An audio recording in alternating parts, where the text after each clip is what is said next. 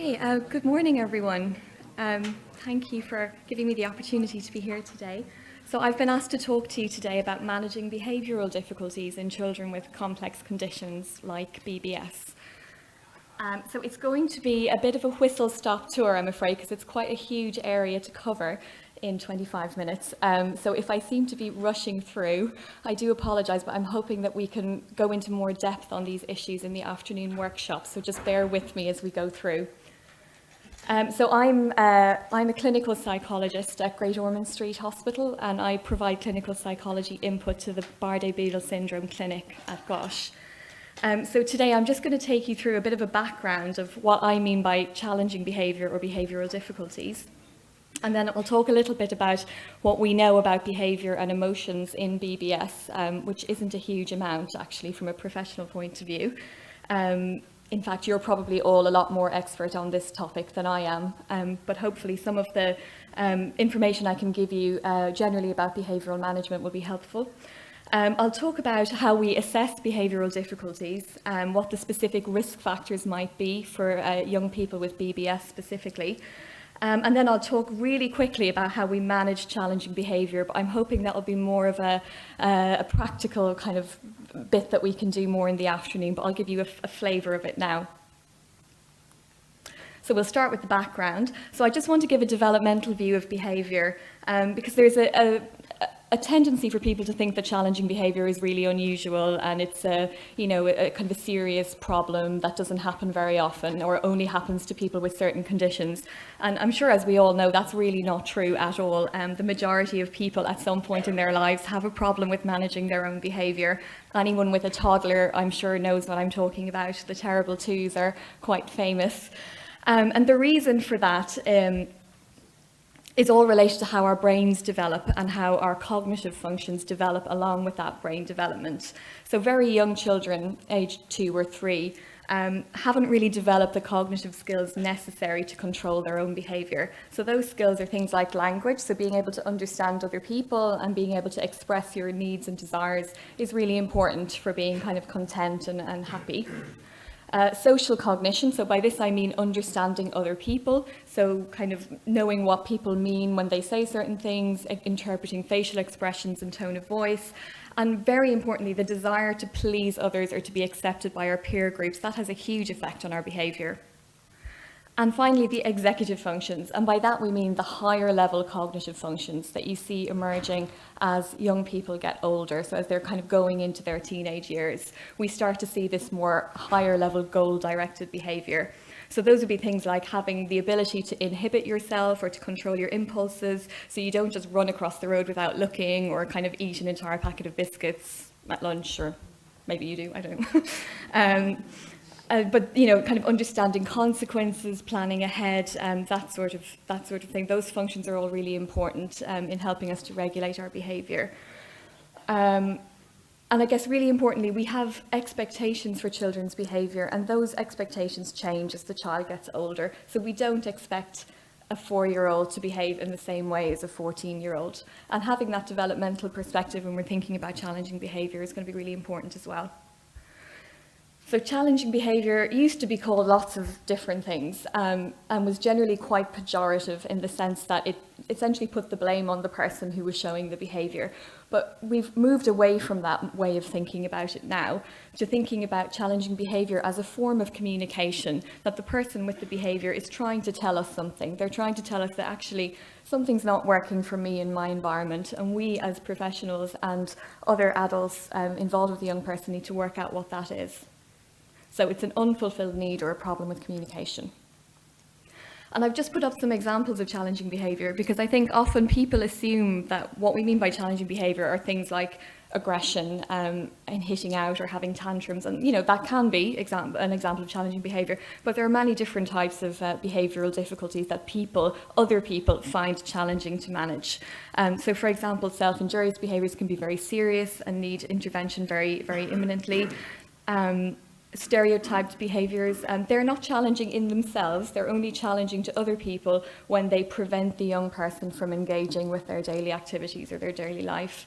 And then there's the non-person directed behaviours, so things like being very hyperactive, not being able to sit still, maybe having a very low awareness of danger. that would be seen as quite challenging to manage. So I talk a little bit about behaviour and psychological functioning in BBS. And I'd ask you to bear with me here because we don't have a huge amount of information about this. As I said, you probably know a hell of a lot more about it than I do. So it is an under-researched area that we definitely need to do more work on. But there was a study done on children with BBS in 2002 at Great Ormond Street. And that study showed that between 1/4 and 1/2 of young people who were asked had some difficulties with behaviour or emotions. And the most commonly reported problems were the so-called internalising behaviours. And by internalising, it's just a jargon term that essentially means behaviours that you can't see, that other people can't see. So they're the ones that are kept inside.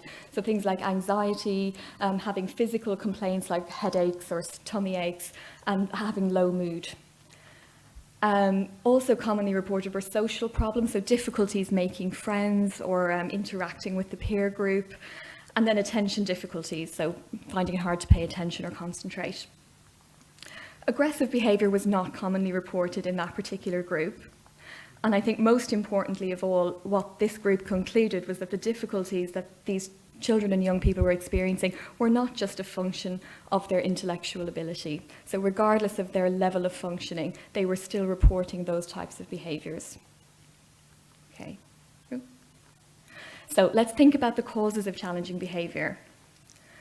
So there can be multiple causes for challenging behaviour. It's going to be really difficult to to go through all of them. But essentially I've divided them into 4 potential areas that contribute or that are risk factors for developing behavioural difficulties.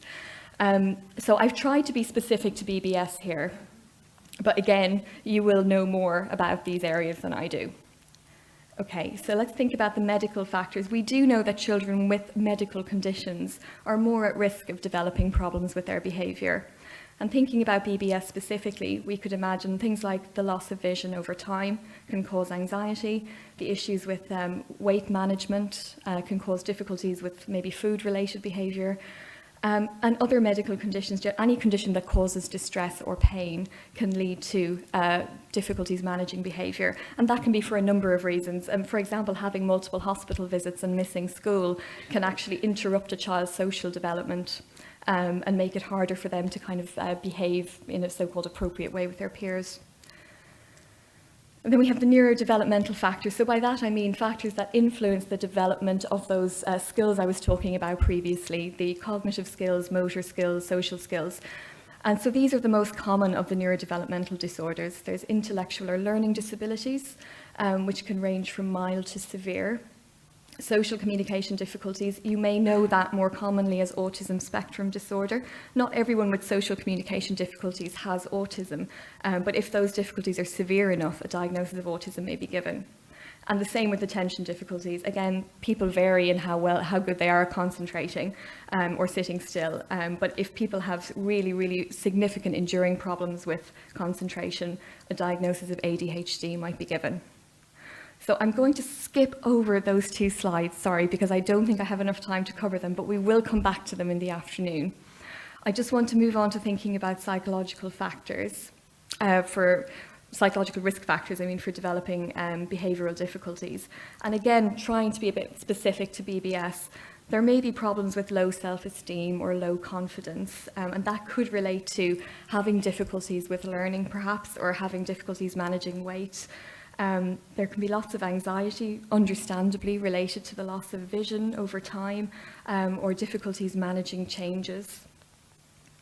And I think most importantly, the adjustment to having a condition like BBS or any kind of chronic complex medical condition is really important to keep in mind when we're thinking about young people with behavioural problems, because these are young people who are dealing with a whole lot more than your average person of that age. So they're trying to manage all of these very complex areas of their life, while also just trying to be a typically developing young person as well. So we really do need to keep those things in mind when we're thinking about behaviour. And finally, the ecological factors is sort of a fancy way of saying environmental, or the systems around the child. So the other 3 relate to mainly factors, inside or internal to the person themselves. These ones are talking about things that are going on outside of the child in their environment. So there could be in my experience in the BBS clinic, I have noticed that there's, the medical needs of children with BBS are generally quite well catered for. What's sometimes under-recognised is the psychological and learning needs, particularly of children who are quite high functioning but just have specific difficulties in certain areas, and often those difficulties are overlooked and not catered for, and that can lead to psychological distress and then lead on to possible behavioural issues. There's also the issues around parenting. Parenting a child with a complex condition is different to parenting a more typically developing child. We can accidentally reinforce behavioural difficulties by not understanding the actual cause of the behaviour. And that's common across the board. That's not specific to BBS by any means. And then parental stress and adjustment as well. I guess we're expecting parents to be the support structure for this child. And sometimes parents themselves aren't very well supported because they're also going through a huge amount of adjustment and possibly stress in relation to that condition. So I guess my main point here to think about is that all of these factors are interacting with one another. So it's not that you're going to have one or two factors, in isolation contributing to a behaviour. Generally speaking, we have some risk factors from each area contributing to a behavioural problem. So keep that in mind. The interaction effect is very important. Okay, so I'm going to move on to thinking about how we assess or understand behavioural difficulties. So I'm talking in more general terms now. I guess my main message from this slide is the importance of understanding the function of the behaviour cannot be overstated. We, as psychologists, view behaviour as a communicative function. The person is trying to tell us something with their behaviour, and we just need to find out what that is and what the person is gaining from the behaviour. And to do this, we need to be really systematic. So I'll just show you what I mean. So we need to think about the different components that make up the behavioural problem. And the first thing we think about are what we call antecedents. And again, that's just a way of saying what happened before the behaviour occurred. So we think about causes and triggers. The person, maybe they were in pain that day, maybe they were really tired, perhaps they were very frustrated for some reason. And then triggers are more specific things in the environment that people respond to. For example, if you're someone who doesn't particularly like crowded spaces or bright lights, you might be more likely to have a behavioural episode in a very big crowded room with lots of noise.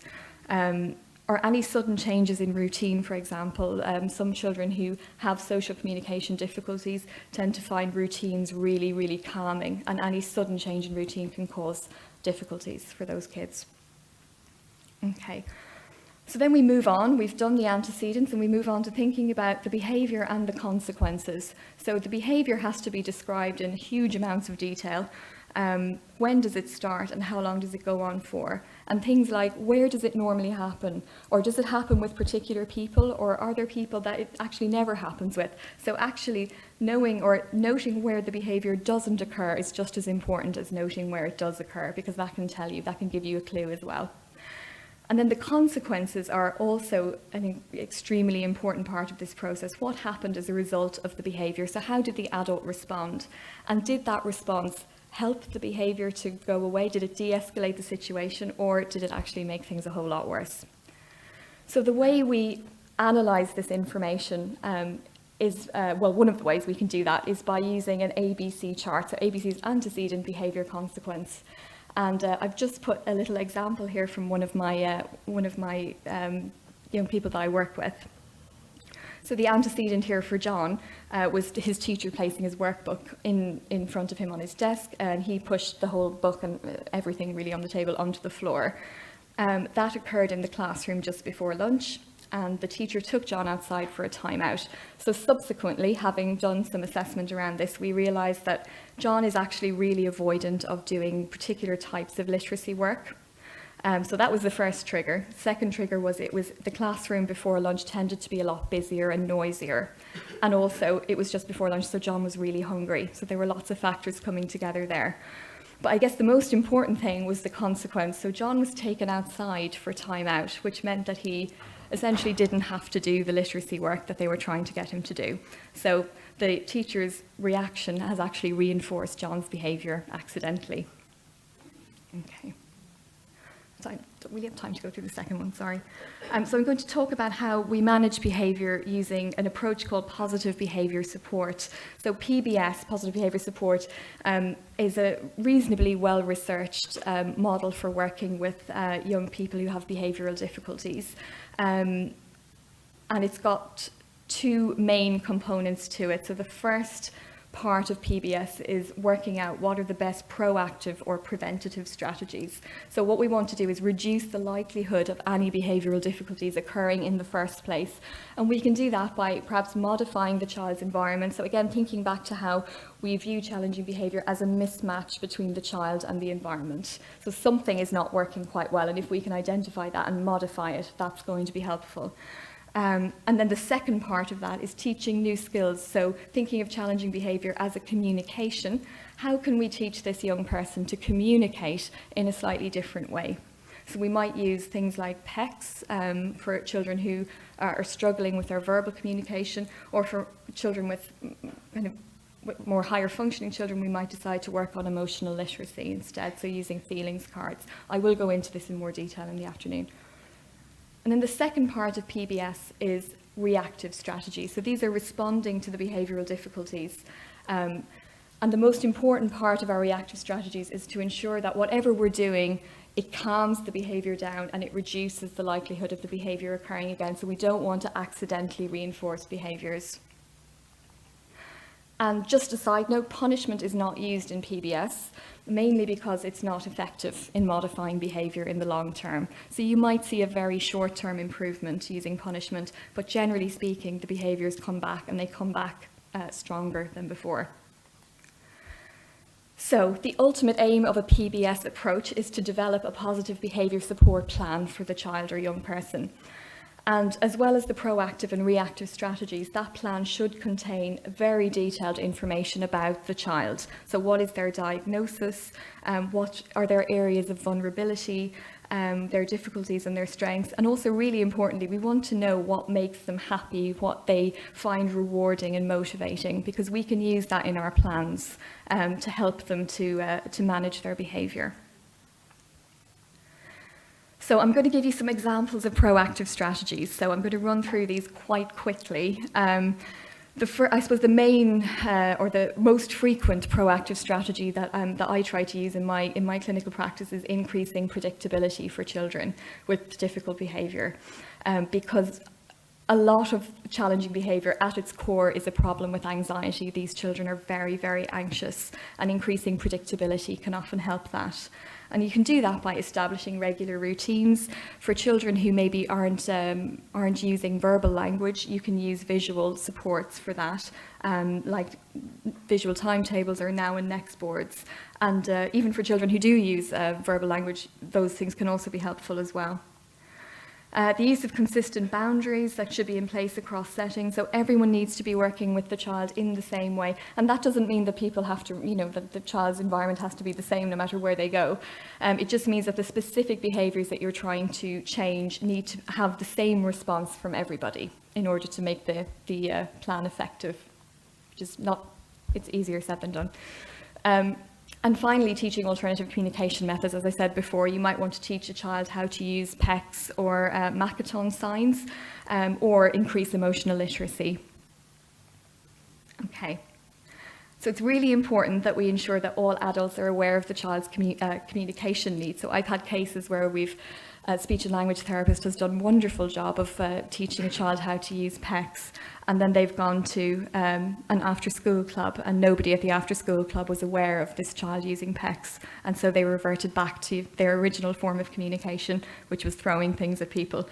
So that didn't work out very well for anybody.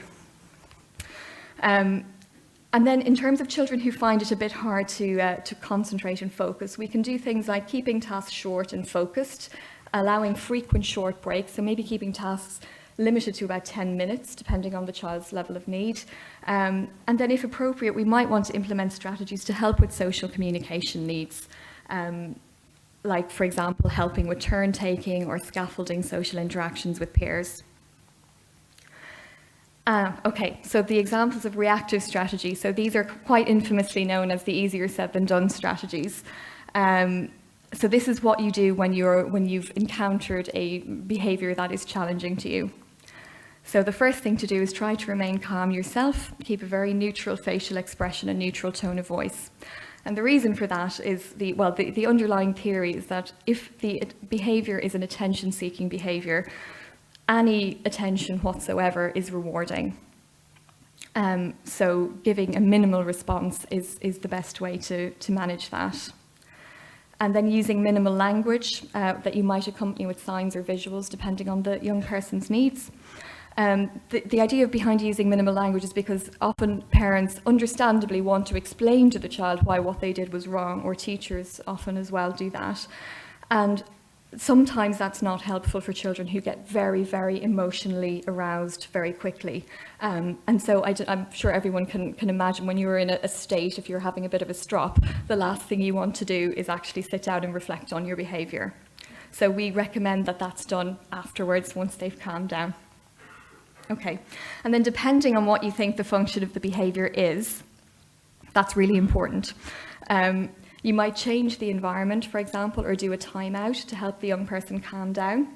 That's if you think the cause of the behaviour is them being really overwhelmed or kind of overstimulated, not if they're trying to avoid something. For non-verbal children or children who on the lower functioning end of ability, you might want to just check if they're in any pain or discomfort, because they may not be able to tell you if they are.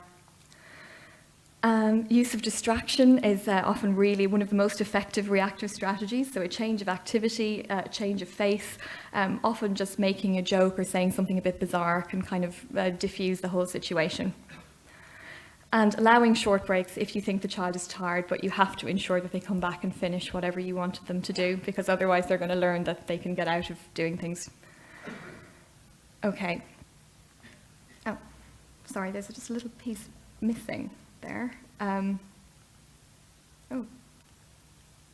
Sorry. Here we are.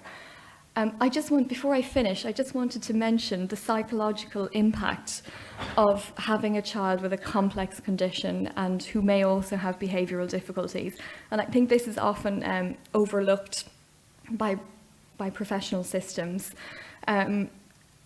Take, for example, the impact on parenting. If we know that parents of children who have a medical condition, who have been very unwell, that they are parented differently, and that's completely normal and understandable. I mean, these parents have seen children in very vulnerable states. They may have seen them in hospital beds. They see what they're trying to deal with themselves, these young people who are going through, what is essentially very adult concerns. And so the idea of having boundaries and discipline might not be top of the priority list for these parents, which I think is perfectly understandable. The issue emerges when the child comes back to kind of normal life or regular routines, and then those boundaries become a little bit more conspicuous in their absence. And that's when we can have some problems. And then often parents have differing views on how they want to impose discipline, and that's, I'm sure ubiquitous across human societies, but for children with additional needs, the need for consistency is much, much higher than with children without those needs. You also think about the impact on the parental relationship, so there's lots of maybe stress involved in hospital visits and trying to work out what's going to happen next for your child or young person. And I guess parents themselves having the time and space to adjust to the condition, they may not do that at the same time. Mum and dad might be in quite different places. And again, it's important to keep that in mind when we as psychologists are trying to put behaviour support plans in place. It might not be the optimal time. The impact on the family more generally, we do some work with siblings who have experienced, who have seen sort of situations that you wouldn't expect children that age to necessarily see, in terms of having a very unwell family member or someone who's going through a particularly difficult bout of challenging behaviour. So challenging behaviour can have a huge impact on siblings, and parents are normally extremely mindful of that, but I think it's important for us as professionals to be as well. And then I think the main impact of challenging behaviour, which I find particularly distressing, is the impact it has on that family's access to their community. So parents of children that I've worked with who've had quite severe behavioural problems often ended up isolating themselves quite a lot and withdrawing from their communities, mainly because of the reactions of other people. So either a perceived reaction or an actual negative reaction. You would be amazed what people say to other people. And I think that's really important to keep in mind in terms of everyone's psychological well-being and health. Okay, I'm going to kind of whiz through this because I've got handouts for everybody with this information on it. But you can access support for behaviour management in various areas in your local community. The top two, I guess, would be the local CAMs, where you'll have clinical psychology and other types of behavioural professionals. And potentially, if you needed medical treatment for ADHD, that's where you would go, your local CAMs.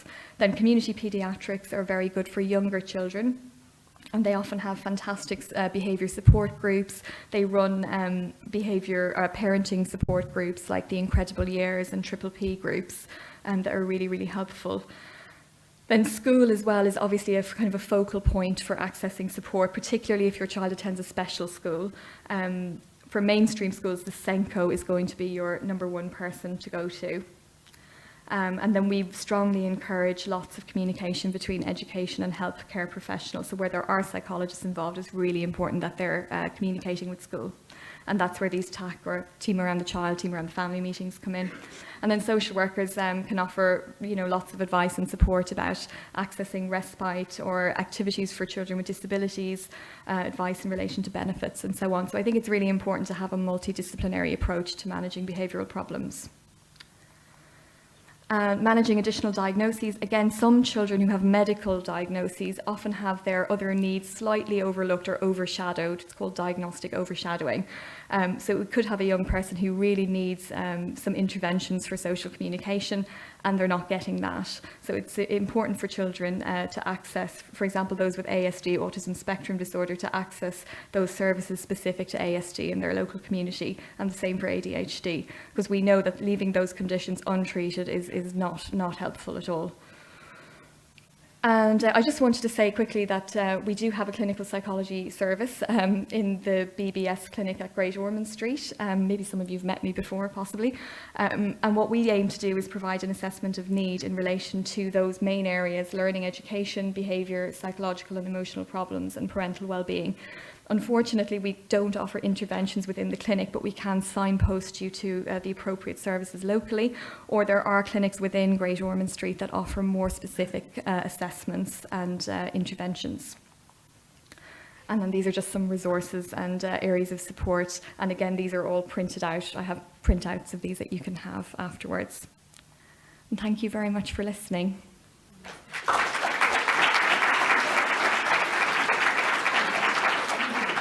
Thank you very much, Sarah, for covering a really complex area and giving us a lot of practical tips, if you like. I'm going to start off with a quick question. For the PBS plan, how is that communicated? Because a lot of the healthcare professionals don't actually know that these exist, let alone what it contains. And is there an opportunity for us as a national service to provide some kind of communication card or something like that to each patient? Yeah, I mean, it's really common that a young person has a PBS plan that their local team is aware of, but that doesn't get translated over. And I guess it's usually up to the individual psychologist or professional involved to make sure that they know all of the different professionals involved with the child. And in previous services I've worked in, we ask parents to give us a list of professionals involved with the child, and we make it a point of communicating with all those professionals whenever we develop support plans. So it would be a good idea, if you are in this situation, to ask the professional that you're working with to make sure that they have all the relevant contacts that they need in order to make that plan more generally accessible to everybody. Okay, I think we have time for a couple of questions. Has anyone got any questions for Sarah? Oh, everyone understood. Right. Well, Sarah will be running a workshop this afternoon. Go easy on her because it's your first workshop, right? It is, yeah. Which will be in Collingtree 2, which just on that side of this room. We'll pull the barrier across. So if there's no further questions, we'll move on. Thank you, Sarah. Oh, sorry, there is one question, quickly. Things in a really clear way for us to understand. Are there resources we can access? Because I've tried Yeah, I'm really glad that you found it clear. I was worried there was a lot of information there. Yes, there are some resources I can recommend. I've got them all on a printout that I can give to you later on if you come and find me, and I'm happy to talk through more of them as well, if that's helpful. Thank you, Sarah.